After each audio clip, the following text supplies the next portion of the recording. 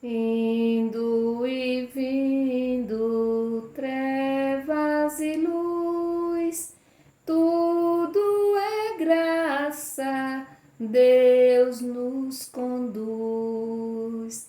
Indo e vindo, trevas e luz, tudo é graça, Deus nos conduz. Nós vamos nesse momento silenciando a nossa mente, o nosso coração e dizendo que tudo é graça e que Deus nos conduz.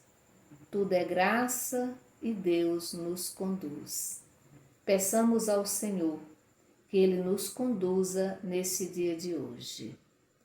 Indo e vindo, trevas e luz, tudo é graça, Deus nos conduz.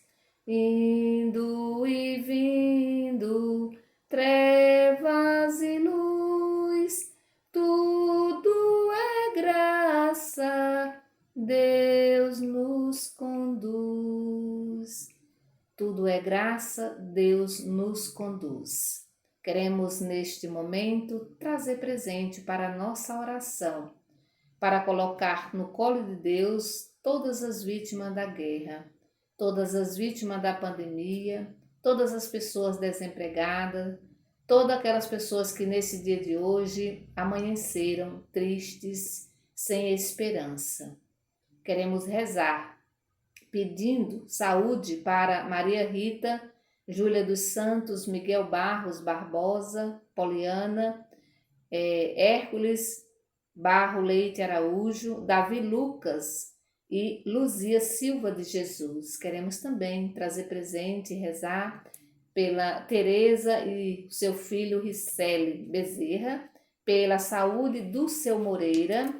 Rezemos também pelo Alex Mota Gil, pela Leiliane, João Batista, Keila Jubiele, Natanael, Neide Solange, Milena Coelho, Maroli, Antônio José Leite, João Paulo Costa, Joana Dark, Lucivânia Martins, Meire Correia, Lacerda, Janicleia Freitas, João Jesus Silva, Olisa Pereira Montalvão, Simone Raquel, Norma Castro, Andréa Gláucia, Luzinete da Silva, Giovanni Bezerra, Vera Lúcia Mororó, Maria Leite dos Santos, Maria Agnello, Will e Larissa Gil, Oresina Maria Oliveira, Solange Oliveira Gomes, Sebastião Brito Santana, Jane Barbosa e toda a família, Lucinha Luz. Vamos também colocar no colo de Deus todos os nossos familiares. Em nome do Pai, do Filho e do Espírito Santo. Amém. O evangelho de hoje está em João, capítulo 5, do versículo 1 ao 16. Ouvi, irmã, ouvi, irmão, a palavra do Santo Evangelho escrito por João. Glória a vós, Senhor. Depois disso, houve uma festa judaica e Jesus foi a Jerusalém. Em Jerusalém, perto da Porta das Ovelhas, existe uma piscina rodeada por 5 corredores cobertos. Em hebraico, a piscina chamava-se Betesda. Muitos doentes ficavam aí deitados, eram cegos, coxos e paralíticos, esperando que a água se movesse, porque um anjo descia de vez em quando e movimentava a água da piscina. O primeiro doente que entrasse na piscina, depois que a água fosse movida, ficava curado de qualquer doença que tivesse. Aí ficava um homem que estava doente há 38 anos. Jesus viu o homem deitado e ficou sabendo que estava doente há tanto tempo. Então lhe perguntou: Você quer ficar curado? Você quer ficar curado? O doente respondeu: Senhor, não tenho ninguém que me leve à piscina quando a água está se movendo. Quando vou chegando, outro já entrou na minha frente. Jesus disse: Levante-se, pegue sua cama e ande. No mesmo instante, o homem ficou curado, porque pegou sua cama e começou a andar. Era um dia de sábado, por isso as autoridades dos judeus disseram ao homem que tinha sido curado: hoje é dia de sábado. A lei não permite que você carregue a cama. Ele respondeu: aquele homem que me curou disse: pegue sua cama e ande. Então os dirigentes dos judeus lhe perguntaram: quem foi que disse a você para pegar a cama e andar?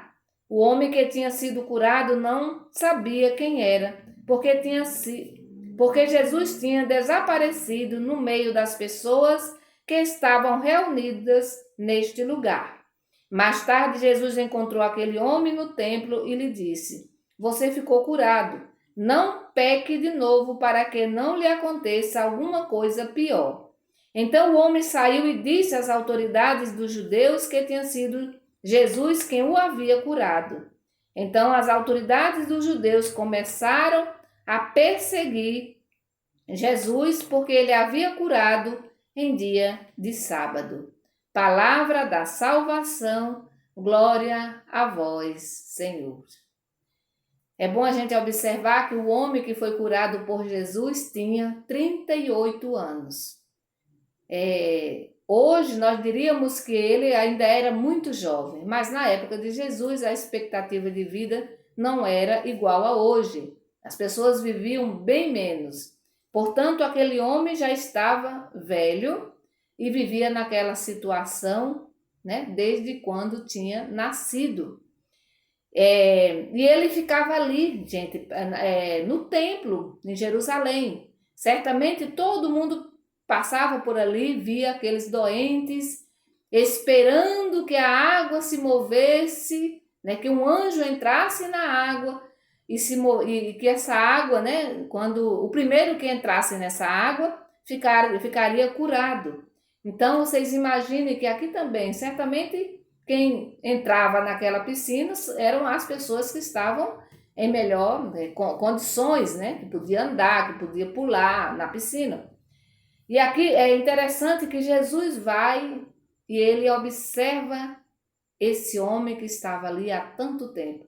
E é justamente esse homem que vai chamar a atenção de Jesus. Tinha outros doentes por ali.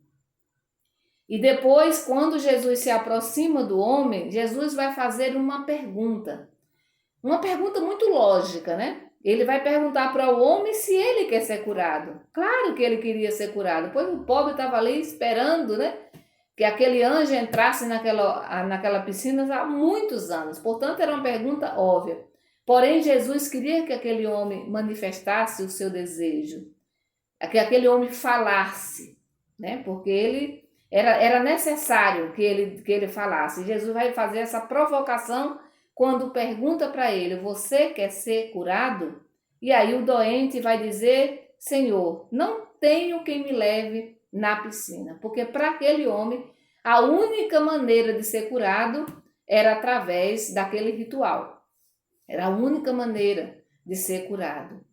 Eu fico pensando que muitas vezes isso também acontece com a gente, né? Às vezes a cura não precisa passar só por um ritual, né? Por algo que todo mundo já sabe, pelo tradicional, não. Tem muitas maneiras, né, que nós de procurarmos, né, essa cura. Tanto essa cura física, né, como também a cura espiritual, a cura da alma. E aí é interessante que Jesus vai pedir para o homem se levantar. Levante-se, pegue sua cama e ande. Levante-se. E aqui, mais uma vez, a gente vai perceber a fé desse homem, que ele nem sabia quem era Jesus. Porque quando as autoridades ficam sabendo, que pergunta para ele quem tinha, né, curado ele dia de sábado, quem tinha pedido para ele carregar a cama num dia de sábado, que era proibido pela lei, ele não sabe dizer. Ele foi um homem, mas ele não sabe dizer se era Jesus ou qualquer uma outra pessoa. Mas ele acredita na palavra de Jesus. Veja que ele era uma pessoa, ele era um paralítico, mas quando Jesus diz: pegue a sua cama e ande, ele se levanta e ele vai pegar a cama e ele realmente vai andar, porque ele está curado. Portanto, a fé daquele homem fez com que Jesus o curasse. E depois, as autoridades religiosas, as autoridades judaicas, deviam ter ficado felizes porque aquele homem, né, tinha saído daquela situação. No entanto, eles não ficam felizes. Eles estão mais preocupados com a lei em si, né, porque Jesus tinha feito a cura no dia de sábado e não era permitido, do que com a pessoa, né, com a vida da pessoa. Então, para dizer assim, esse homem, ele representa, essa pessoa, esse paralítico, ele representa todos os oprimidos da sua época, né? É uma representação de todas as pessoas oprimidas e paralisadas pelo sistema. O sistema sempre foi muito cruel.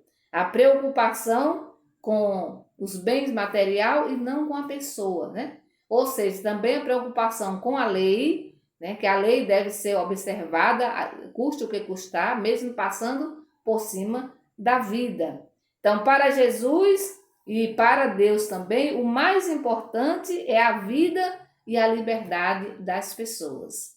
O mais importante é a vida e a liberdade das pessoas. E depois, quando Jesus reencontra o homem já curado no templo, Jesus vai dizer uma palavrinha, que essa palavra a frase, na verdade, ela é fundamental. Quando ele diz assim, você ficou curado, portanto, não peque de novo, para que não lhe aconteça coisa pior. Ou seja, mude de vida. Mude de vida e continue se convertendo, continue mudando de vida. Não faça como os outros. Acreditem, Jesus vai dizer, acreditem em Deus, acreditem em mim, que sou o caminho, a verdade e a vida. Acreditem em mim. Então, Jesus está dizendo assim, olha, não façam o que os outros, o que essas autoridades fazem, não sigam o exemplo deles, porque eles não são exemplo para ninguém, né? Ou seja, essas autoridades são aquelas que colocam um fardo pesado nas costas dos outros, mas eles mesmos não movem uma palha, né? Não ajuda. São um pessoal altamente egoísta. E se a gente olha para esse evangelho, é bom a gente olhar também para nós, para nossas atitudes, né? Para nossas atitudes. Quantas vezes também nós passamos pelas pessoas que estão, né, na beira do caminho, que estão excluídas, que estão sofrendo, e a gente, em nome da lei, passa, ou em nome da própria religião, a gente passa e não percebe as pessoas que estão caídas, que estão precisando de ajuda. A nossa religião a gente precisa colocar, né, o nosso ser batizado, o nosso ser cristão em prática. Se somos seguidoras e seguidores de Jesus, precisamos ter a mesma sensibilidade que ele teve para com os doentes, para com os oprimidos, para com os necessitados. Que o Senhor nos abençoe, nos ajude e nos cure, né, de todas as enfermidades, tanto as físicas como as enfermidades da alma. Que o Senhor nos abençoe. Em nome do Pai, do Filho e do Espírito Santo. Amém? Bendigamos ao Senhor e demos graças a Deus.